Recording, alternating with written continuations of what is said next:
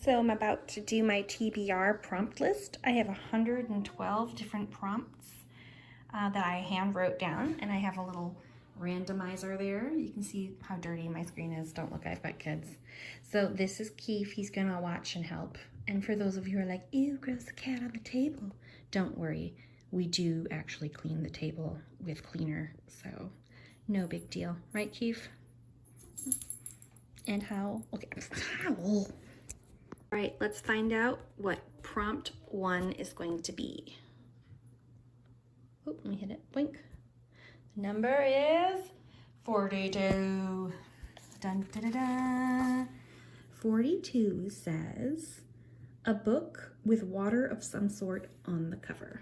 Ooh, this is exciting. Okay, here's for our prompt number 2 out of 5, because I've decided 5 this month is a good goal. Is it generating? 84. A book with snow or winter themes. Well, that's appropriate since it's going to be cold this week. Blink. 40. Back on this page. Blurb, blurb, blurb, blurb, blurb, blurb, blurb. A title with a number in it. Ooh, perfect. I think I know what I want already.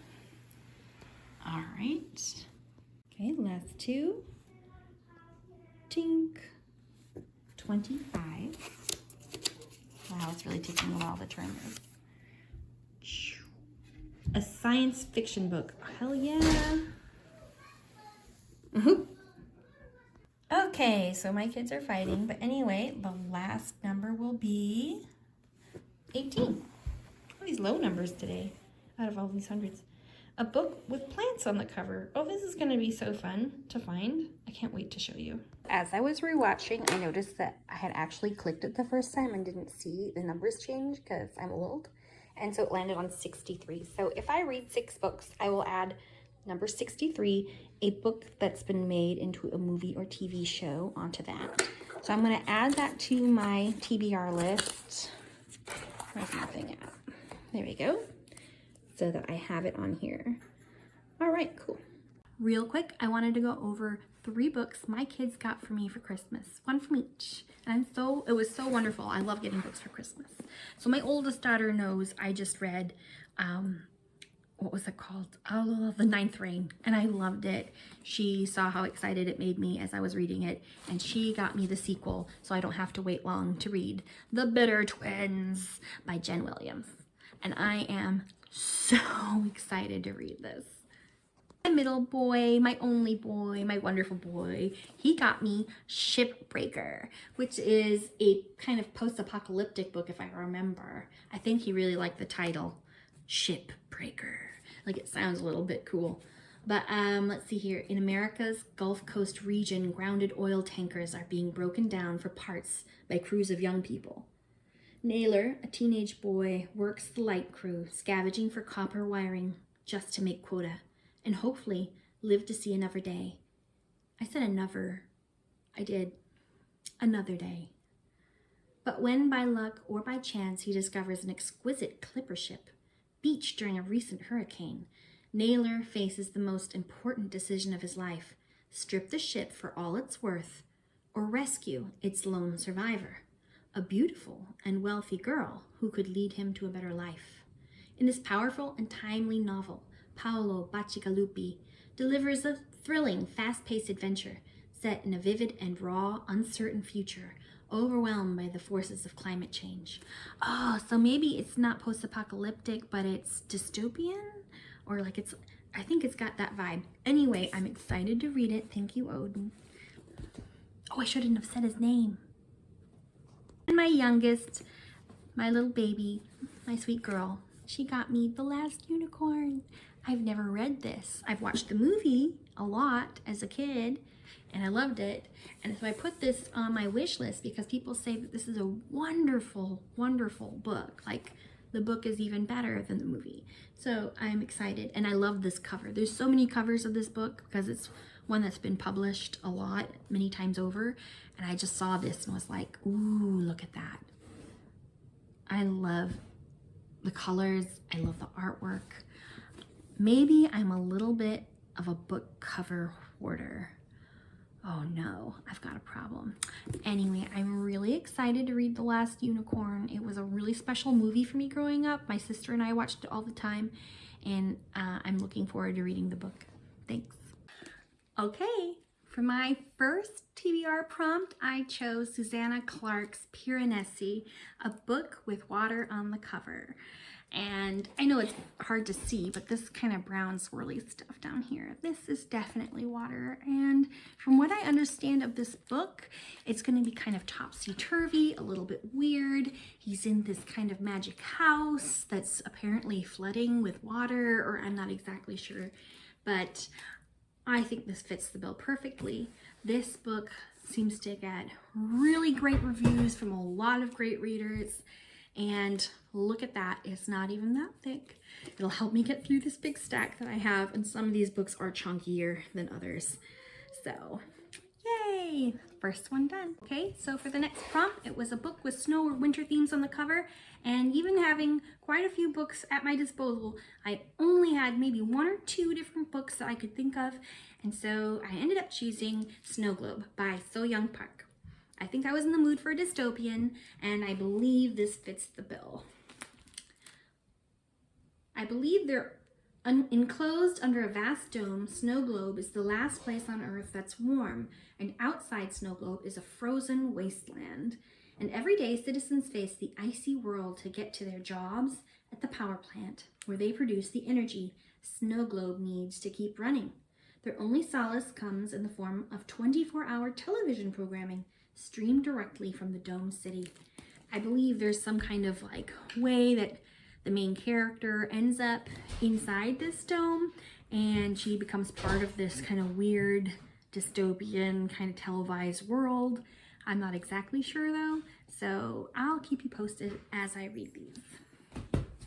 Okay, book 3, a title with a number in it, and I'm really looking forward to this one. It's called 5 Broken Blades by Mai Corland, and I believe this story is told through the perspective of 5 different characters, 5 of the greatest liars in the land who are very deceitful, and I believe they're all lying as they tell their story or something like that, and somehow they come together. They're supposed to do something, but there's a lot of trickery, and I don't know. It sounds good to me. I'm totally interested in this kind of a thing. It's giving me potentially like a 6 of Crows feeling because of that multiple perspective and morally gray characters set up. So I'm looking forward to it. I believe this is, ooh, look at that. Look at that. Isn't that pretty? They've been doing this a lot with books lately where they spray paint the edges, and I just love that. Anyway, I believe this is gonna have some Asian kind of influence in the setting. There's a katana sword right there. So I'm really looking forward, I'm looking forward to this book a lot. Maybe it'll be my next one. I've already started one, and I'll show you which one that is in just a moment. Okay, and so for my next book, it says I could pick any science fiction I wanted, and boy, I love science fiction, so it was really hard to narrow it down to just one. I probably went back and forth between like 3 or 4 different books like 5 times in my head, but I ultimately landed on my newest book because I'm most excited about it, and that's Dungeon Crawler Carl. I am looking forward to this. Apparently it's got an alien invasion, some weird guy, his fancy cat. What more can I say? I love quirky, kind of funny stories that also have a lot of action and adventure in them.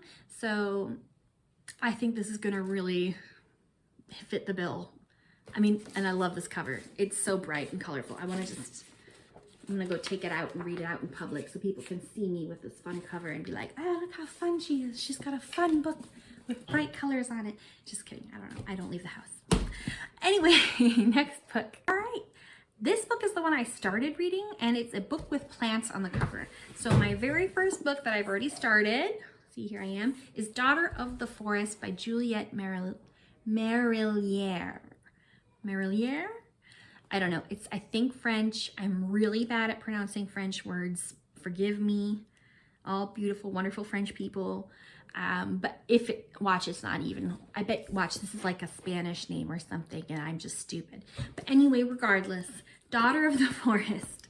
So far, this book is giving me the feeling. Have any of you read the Bear and the Nightingale series?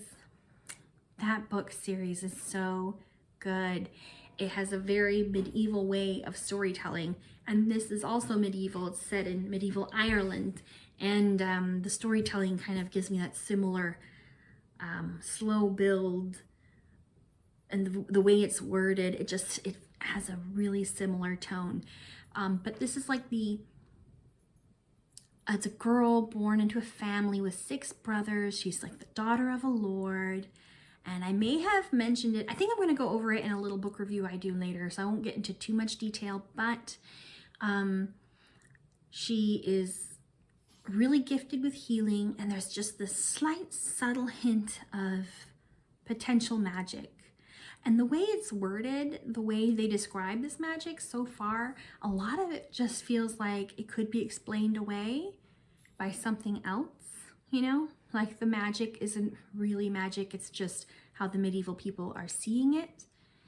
But I could be wrong. There could be genuine magic in this book. It is listed as a fantasy, but you know how sometimes fantasy is just like a new world?